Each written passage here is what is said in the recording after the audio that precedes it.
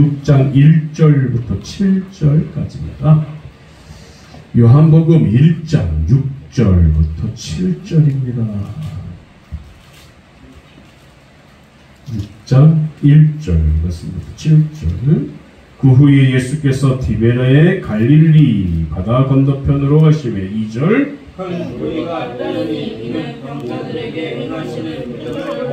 예수께서 산에 오르사 제 아들과 함께 거기 앉으시니 마침 유대인의 명절인 6월절이 가까운지라. 예수께서 눈을 들어 큰 무리가 자기에게로 오는 것을 보시고 빌립에게 이르시되 우리가 어디서 떡을 사서 이 사람들을 먹이겠느냐 하시니 이렇게 말씀하시면 친히 어떻게 하실지를 아시고 빌립을 시험하고자 하시니라. 빌립이 대답하되 각 사람으로 조금씩 받게 할지라도 200데나리온의 떡이 부족하리이다. 아멘. 따라합시다. 이 말씀을 가지고 와 보라. 시작. 와 보라. 오늘 이 와보라라는 제목으로 말씀을 준비하겠습니다. 와보라. 예수님께서는 12명의 제자가 있었어요. 몇 명이요? 12명. 그 중에는 베드로나 야고보나 요한 같은 유명한 제자가 있었고요. 누구나 다 압니다. 또 가룟 유다와 같이 악명 높은 제자도 있었습니다. 또 잘 알려지지 않았지만 그 믿음의 강도가 다이아몬드와 같이 빛나는 한 명의 제자가 있었습니다. 보통 때는 있는지 없는지조차 모를 만큼 아주 조용하게 지내는 그런 사람이지만 결정적인 순간에는 올바른 믿음으로 반응했던 귀한 제자입니다. 그 사람이 이름이 따라합시다. 안드레. 이 안드레라는 사람은 정말 있는지 없는지도 잘 몰라요. 예수님 제자였어? 라고 할 정도로. 근데 이 사람은 결정적인 순간에는 올바른 믿음으로 반응을 했다는 겁니다. 안드레는 성경에 그렇게 많이 등장하는 인물은 아니었어요. 성경 전체를 통틀어서 4번 나옵니다. 안드레라는 사람.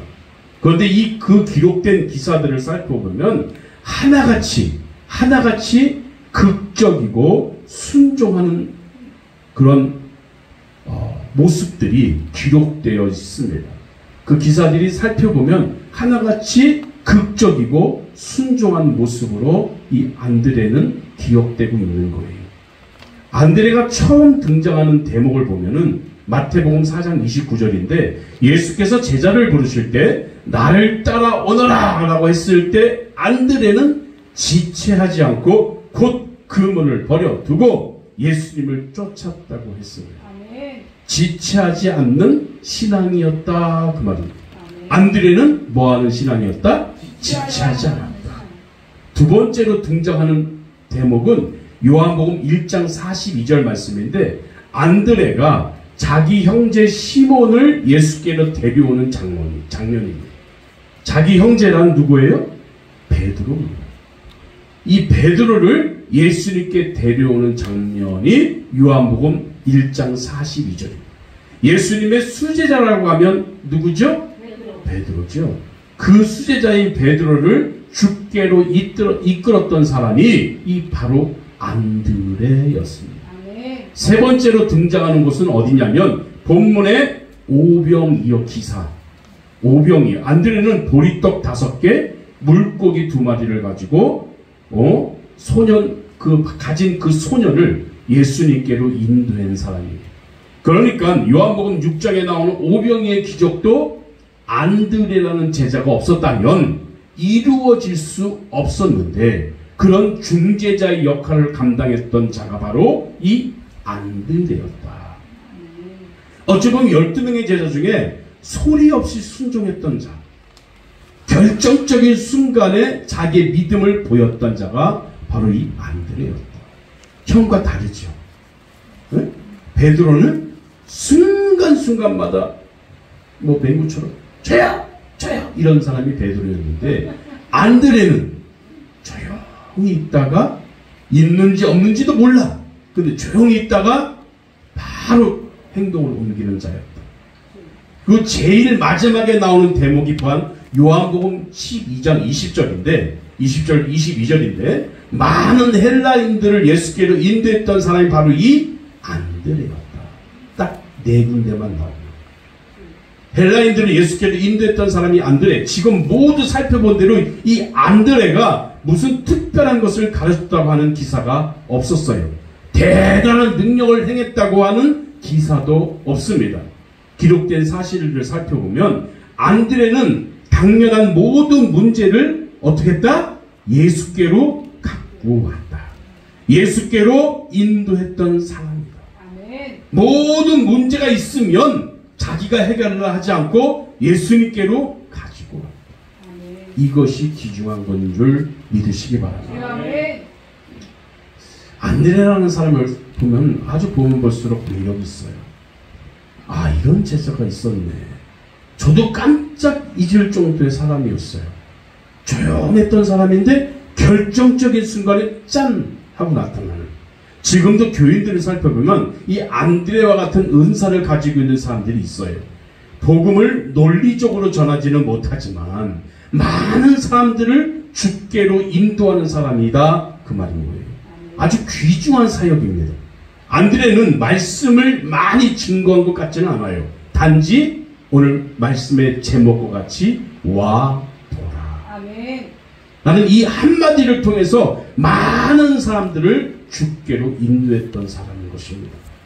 그 문제는 문제가 있을 때마다 조용히 있다가 예수께로 그 문제를 가지고 나와서 모든 문제를 해결했던 사람이 바로 이 안드레라는 제자였다. 아주 귀중한 존재였어요. 하나님의 백성들 가운데 많은 사람들이 이 중재자 안드레의 은사를 가지고 있는 것을 우리는 보아왔습니다. 일전에 초등학교 선생님한테 이런 얘기를 들은 적이 있는데, 초등학교 학생 중에서는 이런 안드레와 같은 특성을 가진 학생들이 있다고 해요. 자기 문제를 스스로 말하지 못하는 그런 아이를 대신해서 말해주는 아이가 있다고 합니다. 자기가 화장실에 가고 싶으면 대신해서 말해주는 아이가 있다고 해요. 자기가 화장실에 가고 싶으면 화장실 가고 싶어요 라고 말하면 되지 않습니까?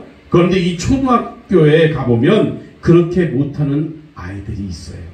그래서 선생님, 예, 화장실 가고 싶대요, 이렇게 말하는 아이들. 이런 아이들이 어떻게 보면 귀중한 덕성을 가지고 있지 않나라고 해요. 친구들 말 못해서 막 나 심하려 하는데 선생님한테 말을 하는 용기가 없는데 이 친구 갑자기 선생님! 유리가 화장실 가고 싶대요! 이렇게 말하는. 교회 안에서도 뭔가 항상 문제가 있어요. 문제 없는 교회 한 군데도 없습니다. 그런데 묘한 것은 그 문제를 가지고 자기 스스로 목사에게 나오거나 아니면 하나님께 나아가기를 두려워하는 사람이 있어요. 어떻게 할 바를 몰라서 그럴 때마다 꼭 약방의 감초처럼 그 사람의 문제를 드러내고 이끌어주고 그 사람을 올바른 길로 인도해주는 사람이 있습니다. 그가 바로 안드레와 같은 은사를 가지고 있는 사람들인 줄 믿습니다. 여러분, 오늘 교회에 안드레와 같은 은사가 있는 사람들이 많으면 많을수록 금방 문제가 해결되겠지요. 해결되겠죠? 안 됩니까? 그리고 교인 자체가 하나님 앞에 기도하는 모습으로 나아오게 되고 그런 안드레와 같은 은사로 말미암아 오병이어 같은 큰 기적의 역사를 체험할 수 있게 되는 줄 믿습니다. 여러분, 이 안드레 이 조용한 순종이 결국은 많은 열매를 거두게 되는 하나님의 복의 통로가 되는 줄 믿습니다. 여러분, 안드레와 마찬가지로 작은 일에 충성함으로 말미암아 많은 열매를 거두는 저와 여러분 되시기를 주의 이름으로 축원드립니다. 기도합시다.